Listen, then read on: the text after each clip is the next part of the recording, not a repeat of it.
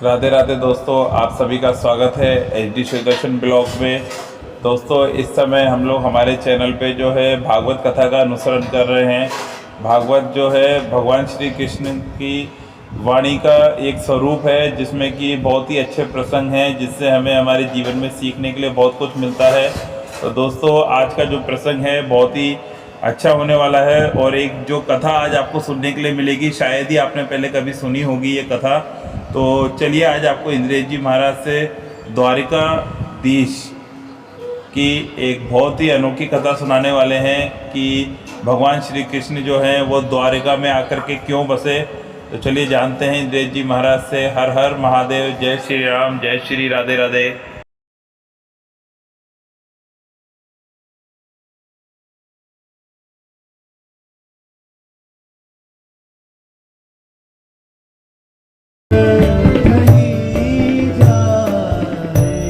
स्पष्ट इस पद में ठाकुर जी क्या कह रहे हैं? जहां नहीं वंशी वट यमुना गिरी गोवर्धन, जहां पर गोवर्धन नहीं, यमुना जी नहीं, वंशी वट नहीं और नंद बाबा की गैया नहीं, वहां जाके मैं कहां करूंगा? ऐसे वैकुंठ में मोकू नाए जानो। उस वैकुंठ में ना जाने की बात ठाकुर जी कर रहे हैं, लेकिन द्वारिका आ गए। क्यों? वैकुंठ में आनर्त जैसा भक्त पुकार नहीं रहा, इसलिए वैकुंठ की मना कर दे रहे हैं ठाकुर जी।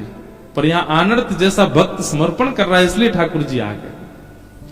वहां नाथद द्वार में उदयपुर में अजब कुमारी नाम की भक्ता वो ठाकुर जी के लिए सर्व समर्पण कर रही है, इसलिए ठाकुर जी चले गए वहां। रामदास बोढ़ाना ठाकुर जी के लिए सर्व समर्पण कर रहा है, द्वारिका छोड़ के चले गए ठाकुर जी। जूनागढ़ में नरसिंह मेहता के यहां कितनी बार अपनी बनाई हुई बिल्ली से डर रहा है। ठाकुर जी बिल्ली से डर रहे हो? पूतना को मारने वाले, तृणावर्त, अघासुर, बकासुर, धेनुकासुर, कालिया नाग पर नथने वाले बिल्ली से डर रहे हैं। जैसे ही गुसाई जी ने कही आप बिल्ली से डर रहे हो, ठाकुर जी ने तुरंत अपना प्रेम स्वरूप त्याग दिया और तुरंत ऐश्वर्य रूप में आ गए।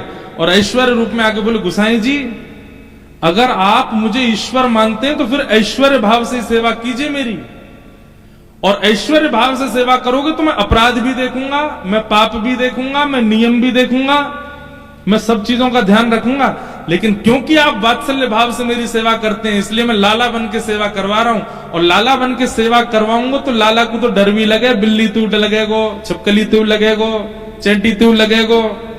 लेकिन आप पहले ही बता दीजिए, आपके अंदर अगर ऐश्वर्य भाव आ रहा हो तो फिर मैं भी ऐश्वर्य बन करके ही अपनी सेवा कराऊंगा। गोसाई जी बोले, क्षमा क्षमा भगवान क्षमा, आप लाला ही बने रहो।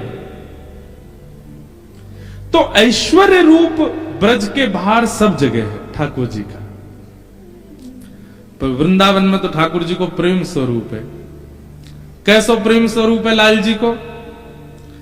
पूरी दुनिया के लिए वेदों में नियम लिखा है कि सूर्य उदय से पहले उठ जाना चाहिए हर व्यक्ति को। पर हमारे वृंदावन में वही लाला जाकी वेद नेति नीति करके आराधना करते हैं, वही लाला 8 बजे उठे। दुनिया नहा धो करके परिक्रमा करके संध्या वंदन करके नाश्ता पानी कर ले, तब हमारे लाल जी की उवासी हो गए, खुले आंख। आहा, ठाकुर जी बिहारी जी की मंगला होती है 8 बजे और वो उसमें भी घंटी नहीं बजती। क्यों?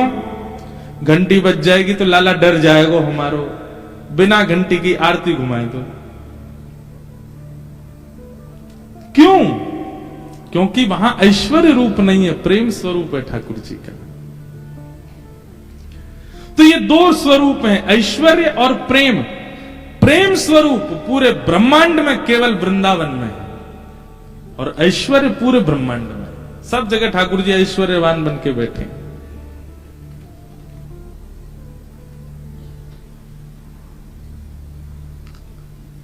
तो अपने प्राण प्यारे ब्रज को भी ठाकुर जी छोड़कर के प्रेम स्वरूप से नहीं गए, ऐश्वर्य रूप से गए द्वारिका। प्रेम स्वरूप तो आज भी वृंदावन में विराजता है ठाकुर जी का। कल मैं प्रसाद पाने गया मंदिर, तो राजभोग पा रहे थे, तो मैंने पुजारी जी से पूछा, मैंने कि आपके यहां राजभोग के बाद मंदिर बंद होने का कारण क्या है? बोले हमारे ठाकुर जी राजा धीराज हैं, अब इतना बढ़िया प्रसाद पाया, प्रसाद पाके थोड़ी देर पढ़ेंगे, सोएंगे। मैंने हमारे ब्रज में ठाकुर जी सोते नहीं है। दोपहर में ठाकुर जी के मंदिर बंद क्यों होते हैं? वो लाला अब गैया चरावे जावे को। इसलिए कई मंदिरों में ठाकुर जी को छड़ी धराई जाती है, छड़ी धारण कराई जाती है, गेंद धारण कराई जाती है। ठाकुर जी गेंद लेके, छड़ी लेकर के और कटकाचनी पहन करके, और कई मंदिरों में ठाकुर जी की भोग सामग्री रखी जाती है। लाला वन में जाएगो गैया चरावे, तो ऐसी व्यवस्था करके भेजा जाता है। दोपहर में 1-2 बजे वृंदावन में दर्शन क्यों नहीं होते? बोले क्योंकि लाल जी मंदिर में है ही नहीं, गैया चरावे गए जमुनापल्ली पार। 4:30-5 बजे लौटेंगे तब दर्शन होंगे। और 4:30-5 बजे उत्थापन जब होगा ठाकुर जी का, तो फल का भोग लगाएंगे। फल का भोग क्यों? बोले ठाकुर जी अभी लौट के नहीं आए नंद भवन, वन में ही है, तो वन की भिलनियों ने फल तोड़ तोड़ के ठाकुर जी को पधराए, इसलिए फल का भोग लगता है। और फिर ठाकुर जी जब लौट करके आते 4:30-5 बजे के बाद, फिर मंदिरों में हल्के गर्म जल से थोड़े कपड़े गीले किए जाते हैं, फिर ठाकुर जी गाल पहुंचे जाते हैं, हाथ पहुंचे जाते हैं। बोले क्यों? गैया चरावे गए तो गौ रज लग गई है ठाकुर जी को, तो धीमे धीमे वो रज मिटाएंगे, थोड़ी थोड़ी साफ करेंगे। फिर ठाकुर जी की संध्या आरती करते हैं, राधारमण जी में औलाई करते हैं। क्यों? क्योंकि वहां ठाकुर जी ऐश्वर्य रूप में नहीं है, प्रेम स्वरूप में विराजमान।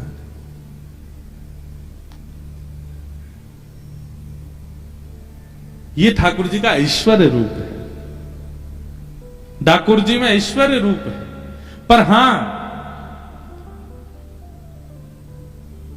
व्यक्ति भले ही कितना भी ऐश्वर्यवान हो जाए, वो अपने हृदय का प्रेम नहीं छुपा सकता।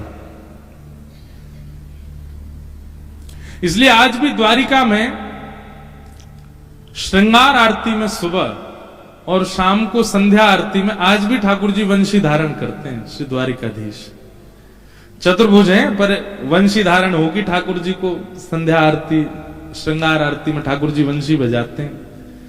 मतलब श्रृंगार करके आज भी ठाकुर जी वृंदावन को याद करते हैं, श्री द्वारिका में रहते भय भी।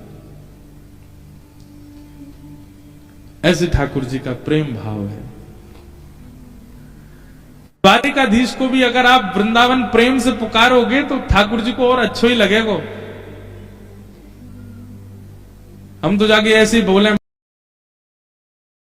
लाला बहुत जोर से आनंद कर रहा हो, हमारे ब्रज में पलो बड़ो, यहाँ के राजा धीराज बन गए, आनंद आ रहा हो, खूब जोर से बैठो सिंहासन में। ठीक है, बढ़िया लाला, चकाचक भीतर बैठो रे, हम ब्रजवासी दूर दूर खड़े हैं।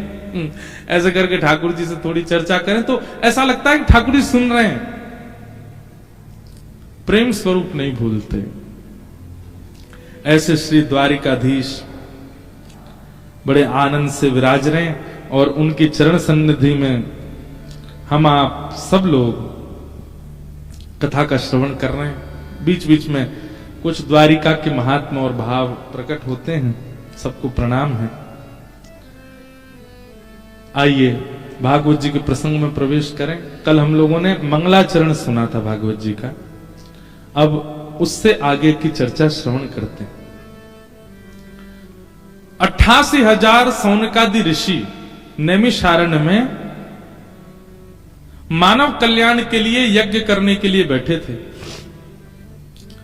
पर इन सबको यह लगने लगा कि यज्ञ से मानव कल्याण नहीं होगा, मानव के कल्याण के लिए कुछ अलग करना पड़ेगा, कुछ ऐसा करना पड़ेगा जिससे प्रभाव पड़े मानवों के चित्त पर। तब विचार करने लगे क्या करें।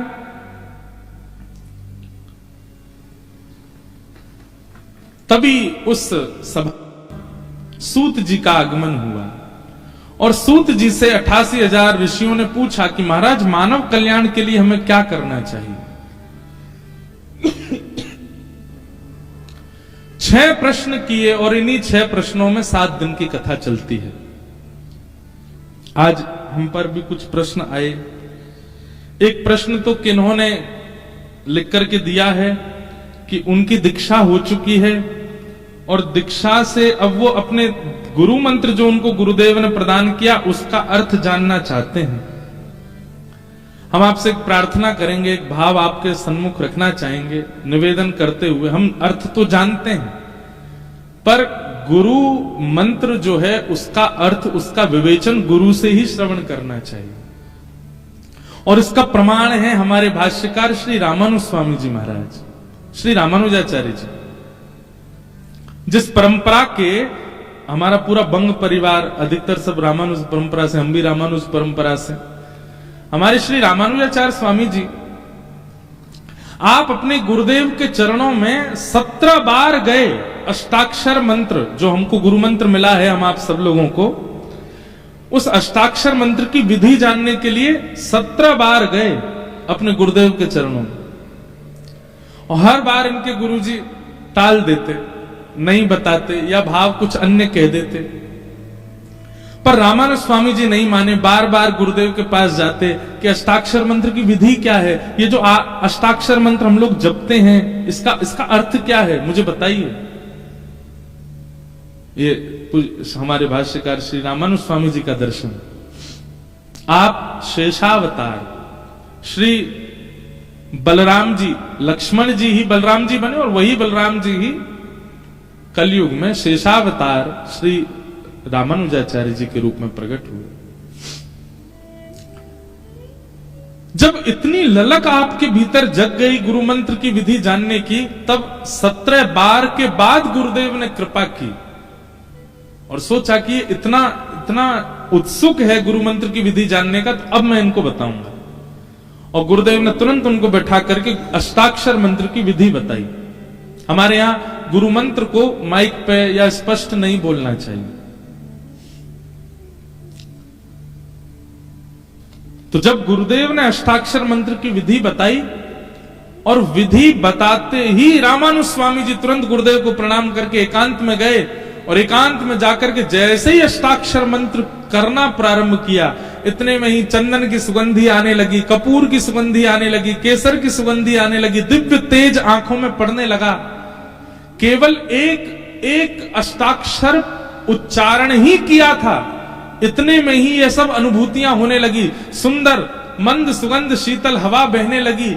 आपने जैसे ही नेत्र खोल करके देखा, शंख चक्र गदा पद्मधारी श्रीमन नारायण साक्षात सन्मुख खड़े हैं। गुरु मंत्र की विधि जानने के तुरंत बाद ठाकुर जी का दर्शन हो गया। रामानुज स्वामी जी ने जैसे ही ठाकुर जी को देखा, हमारे श्री नाभा जी भक्तमाल जी में वर्णन करते हैं, रामानुज स्वामी जी ने तुरंत प्रणाम किया ठाकुर जी को, और प्रणाम करके भगवान तो इतने प्रसन्न थे कि हमसे थोड़ी बात करें, कुछ कहें, पर रामानुज स्वामी जी ने कोई बात नहीं करी। तुरंत दौड़ करके गए और श्री रंगनाथ मंदिर के गोपुरम पर चढ़ गए, और गोपुर हुए आरूढ़ उच्च स्वर मंत्र उच्चारो। आपने गोपुर पर आरूढ़ होकर के जिस मंत्र को गोपनीय रखना चाहिए था, अष्टाक्षर मंत्र को, जोर जोर से सबको सुनाने लगे। इतने में ही महाराज अनेक लोगों ने उसको सुन लिया। तभी गुरुजी ने आकर के रोका, ए क्या कर रहे हो तुम, गुरु मंत्र गुप्त रखा जाता, तुम ऊपर चढ़ के पूरी दुनिया को सुना रहे हो। रामानुज स्वामी जी उतर करके आए, गुरुदेव के चरणों में प्रणाम करके कहा, गुरुजी भले ही नियम था कि गुरु मंत्र गोपनीय रखना चाहिए, पर जिस मंत्र का उच्चारण करते ही, जिस मंत्र की विधि जानते ही मुझे प्रत्यक्ष भगवान दिख गए, उस मंत्र को मैं गोपनीय नहीं रख सकता। ये तो मैं पूरी दुनिया को बता दूंगा ताकि सबको भगवान का दर्शन हो जाए। कोई भी भगवत दर्शन से विमुख ना रहे, मैं तो सबको दर्शन करा दूंगा। इतने सरल, इतने सहज श्री रामानुज स्वामी जी। तब गुरुदेव ने समझाया, बोले देखो अब तो कर दिया, अब नहीं करना। अनधिकारी सुन ले तो संसार में बड़े विलग लोग हैं। अगर किसी को पता चल जाए कि मंत्र बोलने से भगवान मिलते हैं, गाड़ी पंचर हो गई बीच में, तुरंत मंत्र बोल दिया, हे द्वारिकाधीश पधारो।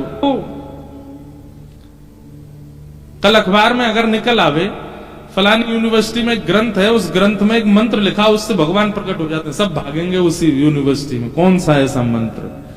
और अधिकतर लोगों का उस मंत्र को जानने की इच्छा किस लिए होगी? भगवत दर्शन के लिए नहीं, इच्छा पूर्ति। इसलिए हमारे आचार्यों ने मंत्रों को गुप्त रखने की आज्ञा दी। तो इसलिए आपने जो ये बात पूछी है कि आपके गुरुदेव ने जो आपको मंत्र दिया वो आपने लिखा भी है, और आपने एक संकेत भी किया कि भगवत गीता में वह श्लोक है, उसका आप भाव प्रकट करें, क्योंकि ये गुरु आज्ञा से आपको प्राप्त है। इसलिए हम निवेदन करेंगे कि आप अवसर मिलने पर गुरुदेव से ही इसका भाव जानें, तो वही उसका लाभ है। और इस प्रकार मंच से तो प्रकट करना भी उचित नहीं है। हमारी पद्धति में, अब आपकी पद्धति में होता हो तो बात अलग है, हमारी रामानुज पद्धति में गुरु मंत्र और गुरु आज्ञा का प्रचार नहीं करना चाहिए। आपका भाव हम द्वारिकाधीश जी से कृपा करेंगे, आपके गुरु जी जल्दी आपको आपके मंत्र की विधि बताएंगे। फिर एक और प्रश्न आया है, आपने कहा है कि मेरा मन बहुत शीघ्र ही हर किसी के प्रति आदर भाव प्रकट कर देता है। इसका कई बार परिणाम ऐसा निकलता है जैसा कल्पनाओं में भी कभी नहीं सोचा। मतलब आप गलत ही बोलना चाह रहे हैं कि आप बहुत जल्दी सबका आदर कर देते हैं, सबके प्रति आपका सम्मान का भाव आता है, और उसके बाद फिर कल्पनाओं में भी नहीं सोचा, ऐसा कुछ घटना घटती है। व्यक्ति की परख कैसे करूं? अच्छा करने के बाद भी, अच्छा सोचने के बाद भी लोग गलत भाव रखते हैं। मैं फिर हरी इच्छा मानकर स्वीकार, आधा पन्ना पढ़ा है तो उसमें पद प्रशस्त करें। मतलब आपका भाव यही है कि आप सबके प्रति सम्मान का भाव रख लेते हैं, आदर का भाव रख लेते हैं, पर लोगों की विचारधारा विचित्र होती है। लोगों की परख कैसे हो? सबसे पहली बात, ये आपके ऊपर बहुत बड़ी कृपा है कि आपको सबके अंदर केवल गुण दिखते हैं। ये बहुत बड़ी कृपा है। ये मानव का स्वभाव नहीं है, ये दैव स्वभाव है कि आपको सबके अंदर गुण दिखता है। ठाकुर जी का ये स्वभाव है, गुरु का ये स्वभाव है, सब में गुण देखना। और राक्षसों का स्वभाव क्या? राम जी में भी अवगुण देखना। ये राक्षस का स्वभाव।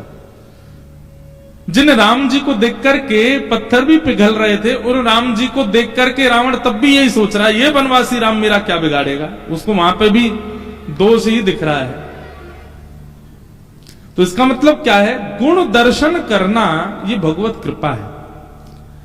परंतु कई बार गुण देख करके आप उसका बहुत सम्मान कर देते हैं, तो फिर उसका गलत भाव अपनाना आपके जीवन में आ जाता है। तो उसके लिए क्या करें?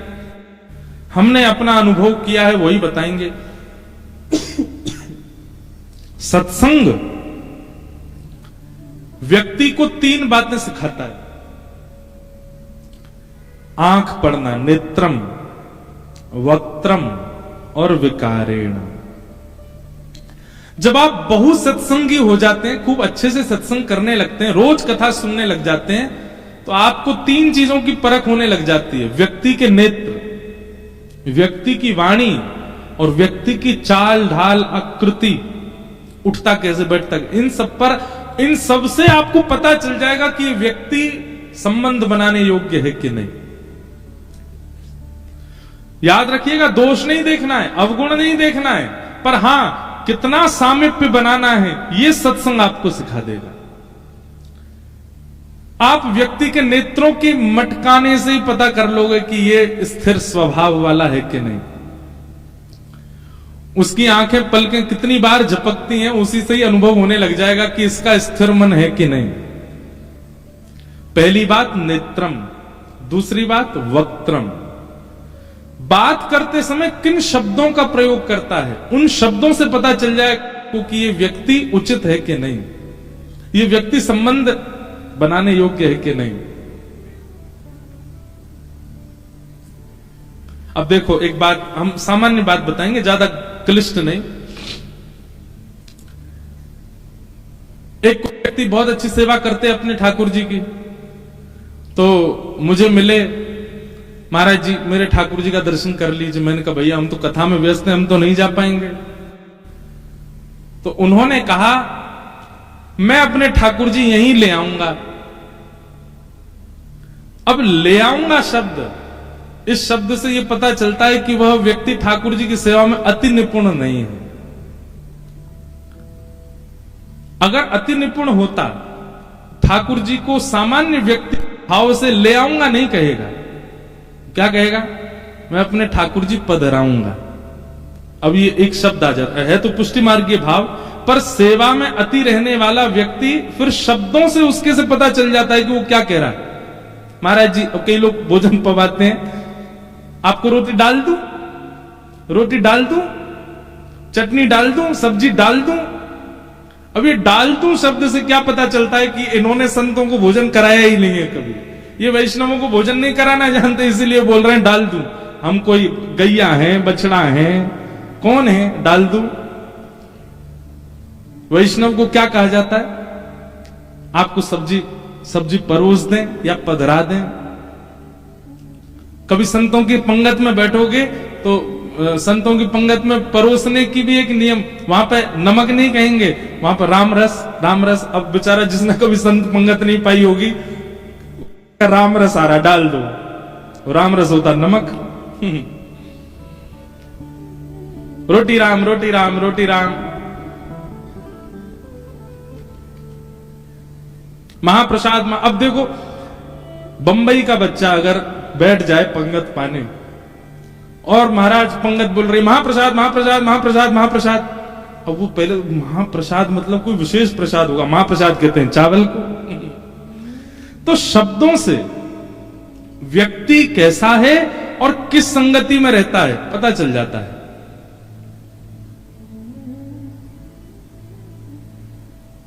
महाराज जी, अपन लोगों को ना अपन शब्द आती पता चल जाती कहां बैठते हो। अपन लोगों, ऐसे कई लोगों के शब्दों से उसका वातावरण पता चल जाता, पर कब? जब आप सत्संगी होगे तब। वो कहां किस शब्द का प्रयोग करता है, किस शब्द को बोलता है। तो पहली बात व्यक्ति की परख होती है उसके नेत्रों से। स्थिर नहीं है, धीर नहीं है, गंभीर नहीं है, इसका मतलब है संबंधवर्ती व्यक्ति नहीं है। दूसरी बात, वाणी शब्द किन किन शब्दों का प्रयोग करता है उससे पता चलता है संबंधवर्ती है कि नहीं। और तीसरी बात, चलता कैसे है, उसकी चाल कैसी, बैठता कैसे। किसी स्थान पर सोफा पे कई लोग बैठते हैं, आगे सीधे अपने हाथ टांगे, पांव यूं धरे, ऐसे पूरा करके बैठ जाते हैं, तो पता चल जाता है कि बहुत सत्संगी व्यक्ति नहीं है। अब आप लोग अपनी मुद्राएं मत बदलो, जैसे हो वैसे ही रहो। कई लोग बेचारे धीमे धीमे हाथ सीधा कर रहे हैं, पैर नीचे कर रहे हैं, ये सब मत करो। आप जैसे हो वैसे ही रहो। उसके कपड़े पहनने का ढंग, उससे पता चल जाता है कि वो कैसे वातावरण का है। तो नेत्रम, वक्त्रम, विकारेण, इन तीन चीजों से व्यक्ति की परख होनी शुरू हो जाती है। पर कब? जब आप सत्संगी होके तब। बिना सत्संग की अभी पता चली यहां से कथा उठते गए और महाराज एक दूसरे की आंख देखने लगे, चपल नेत्र हैं तुम्हारे, महाराज जी आज बता रहे थे, बहुत मटकते हैं इधर उधर। देखो तुम कैसे शब्द का प्रयोग कर रहे हो, देखो तुम बिस्तर पे आके कैसे औंधे लेट को। महाराज जी बोल रहे थे विकार से पता चलता है व्यक्ति कैसा है। ये सब अभी परखने मत लग जाना। कम से कम अपने कानों को पहले बहु सत्संग प्रदान करो। जब अधिक मात्रा में आप सत्संग करने लग जाएंगे तो ये करना नहीं पड़ेगा आपको जबरदस्ती देखना नहीं। आपकी पहली झलक पड़ते ही व्यक्ति की आपको इतना पता चल जाएगा कि ये अति संबंध बनाने योग्य है कि नहीं। हाँ, आप देखोगे उसमें भी गुण अच्छा है, भले कुछ भी हो पर ये गुण इनमें है। पर हाँ, मुझे इनसे कितनी दूरी रखनी है ये आपको अनुभव हो जाएगा। मीराबाई वृंदावन में जब विराजती थी ना, तो एक बार अकबर और बीरबल इन दोनों को पता चला कि मीराबाई वृंदावन में रहती हैं। तो अकबर जो था ये सुनवैया अच्छा था, ये सुनने के लिए कुछ भी कर सकता था, अच्छा स्वर सुनने का बड़ा आदी था, उसको चस्का था सुनने का। मीराबाई बहुत सुंदर गाती थी, तो इसने बीरबल से कहा, बोले सुनो, हमने सुना वृंदावन में मीराबाई रहती हैं। हाँ, उनका स्वर सुनना है। तो बीरबल बोला, देखिए वृंदावन में किसी का भी स्वर आपको सुनना है तो आप बादशाह बनकर के तो नहीं सुन सकते, क्योंकि वृंदावन वाले जो हैं ये बादशाहों के लिए नहीं गाते, ये तो ठाकुर जी के लिए गाते हैं। तो आपको रूप बदल के, ऐसे ही एक और घटना भी आती है, वहां तानसेन के साथ अकबर गए थे स्वामी श्री हरिदास जी का स्वर सुनने के लिए। तो वहां तो ऐसा हो गया था कि तानसेन ने कहा कि देखिए हमारे स्वामी श्री हरिदास जी महाराज जी सबके सामने नहीं गाते, ये केवल ठाकुर जी के आगे गाते हैं, उनका स्वर सुनना है तो आपको मेरा सेवक बन के चलना पड़ेगा। तो इतना रिजवार था अकबर कि तानसेन का तंबूरा उठाने वाला बन गया, पीछे पीछे हजूरी करता हुआ चल रहा है कि स्वामी जी का मैं स्वर सुन लूं। तानसेन ने बोला था, बोले देखो तुम चल तो रहे हो स्वामी जी के पास, पर आपकी एक बहुत गलत आदत है, क्या आप किसी का भी स्वर सुनते हो तो वाह वाह वाह ऐसे करते हो। स्वामी श्री हरदास जी के सामने वाह वाह मत कर देना, नहीं तो बहुत पिटाई होगी, कोई नहीं देखेगा तुम बादशाह हो कौन हो। अकबर बोला नहीं नहीं मैं वाह वाह नहीं करूंगा। और अकबर बिल्कुल दीन हिंसा बनकर के, बिल्कुल सेवक बनकर के तानसेन के गए। निधिवन राज में विराजे थे, हाथ में लिए वीणा, हाथ में श्री स्वामी हरदास जी महाराज ठाकुर जी को कुछ सुना रहे थे। इतने में बीरबल ने आकर के, तानसेन ने आकर के जैसे प्रणाम किया, स्वामी श्री हरदास जी ने उसको देखा, पीछे देखा तंबूरा पकड़े कोई खड़ा है। स्वामी जी ने इशारा किया, गाओ तानसेन कुछ गाओ। तो तानसेन गाने लगे। एक तानसेन का बहुत अच्छा पद है पर आपको समझ नहीं आएगा इसलिए नहीं सुनाऊंगा, पर सुनाऊंगा, थोड़ा एक आध शब्द तो कहूंगा। नाम आया तो एक तानसेन का भी पद सुनाएंगे। तो तानसेन से कहा कुछ सुनाओ, तो तानसेन गाने लगा। गाते गाते गाते पीछे से अकबर ने नोचा, बोले तुम्हारा नहीं गुरुदेव का सुनना है, कुछ करो इनसे गब्बाओ। तानसेन बोला ये ऐसे तो गाएंगे नहीं, मैं कुछ गड़बड़ी करूंगा तो मेरे को सुधारने के लिए गाएंगे, और जैसे ही मुझे सुधारने को गाएंगे तो ये अकबर सुन लेगा। तो तानसेन गाते गाते गाते गाते उन्होंने कुछ गड़बड़ी की गाने में। जैसे ही गड़बड़ी की स्वामी जी ने तुरंत देखा, वो क्या कर रहे हो ये गुरुदेव, थोड़ा आगे वाला भाव आ नहीं रहा, आप बता देंगे। स्वामी जी मंद मंद मुस्काए, बोले सीधे बोलो हमारा स्वर सुनना चाहते हो। बोले जी गुरुदेव यही बात है। बोले क्योंकि मैं जानता हूं कि तुम इस राग में बहुत निपुण हो, गलती कर नहीं सकते, ये जानबूझ के कर रहे हो। और स्वामी जी ने जैसे ही स्वर छेड़ा, आहा, आकाश में सूर्य चंद्र एक साथ प्रकट हो गए।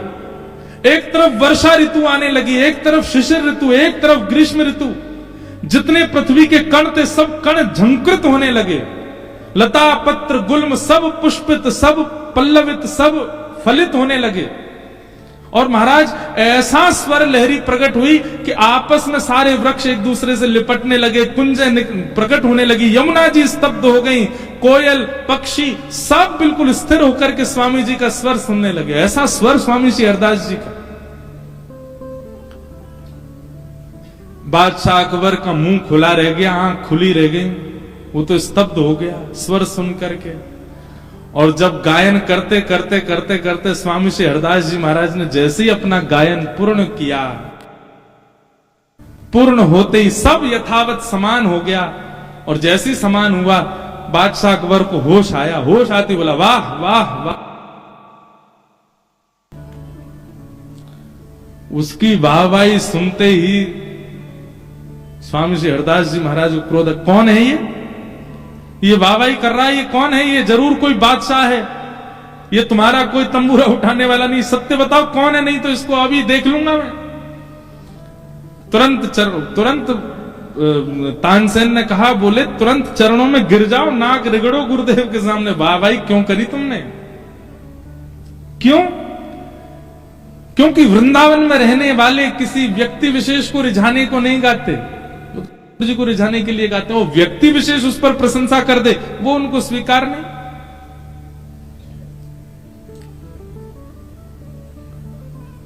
फिर बादशाह को क्षमा किया, आप बहुत लंबी कथा, हम मीराबाई की सुना रहे थे। तो मीराबाई का स्वर सुनने के लिए गए, रूप बदल करके अकबर।